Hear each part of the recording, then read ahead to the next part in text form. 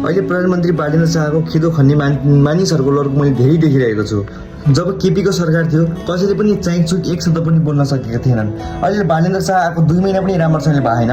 उनीहरूलाई अहिले देश बनाउनु पर्ने, 2 महिनामा देश राम्रोसँगले परिपक्व भएर बनाउनु पर्ने भनिरहेका छन्।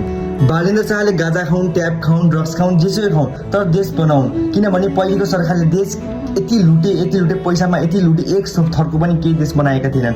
अहिले बालेन्द्र शाहलाई के छ, प्रधानमन्त्री बनेन भने ऊ परिपक्व मान्छे छ, उसले कमाउन सक्छ, उसले खान सक्छ। प्रधानमन्त्रीको बाबुको देश पनि होइन, मतलब पनि थिएन।